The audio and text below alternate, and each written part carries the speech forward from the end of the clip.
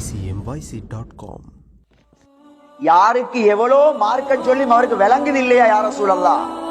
இவ்வளோ சொல்றானே அல்லாஹ், இவ்வளோ பயம் பண்றாங்களே, இவ்வளோ தீனுடைய பொறுமதியை பேசுறாங்களே, இன்னும் எனக்கு விளங்கலையே தொழுகையுடைய பொறுமதி, இன்னும் எனக்கு அல்லாஹ்ட தீன பொறுமதி விளங்கலையே யார சூழல்லாம்? ஃபஅலம், யார்ட பின்னால போய் நீங்க எவ்வளவு சொல்லி மார்க்கம் படுகுது இல்லையா, தீன் படுகுது இல்லையா, நீங்க நல்ல விளங்கிக்கோங்க.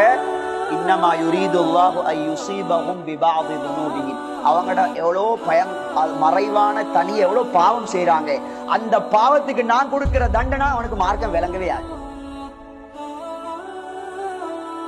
யாரு மார்க்கத்திற்கு தூரமாகிறார்களோ அது அல்லாஹ் அவருக்கு கொடுக்கிற தண்டனை குர்ஆன் சொல்லுது.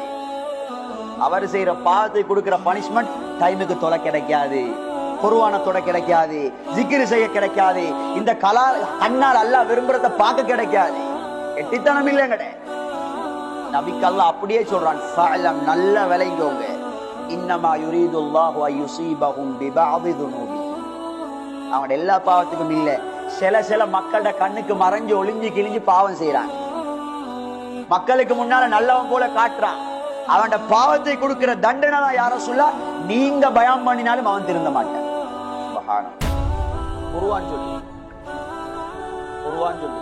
இதை சொல்லிட்டு அல்லாஹ் ஆயத்தை எப்படி தெரியுமா நினைச்சு சொல்ற முடிக்கிறான், இன்ன கஸீரம் மினன் நாஸி லஃபாஸிகூன். இப்படி பார்த்தா மனுஷன்ல நிறைய பேர் கெட்டவன் தான் அல்லாஹ் சொல்றான். நிறைய பேருக்கு பாக்கியம் இல்ல, அமல்ட பாக்கியம்.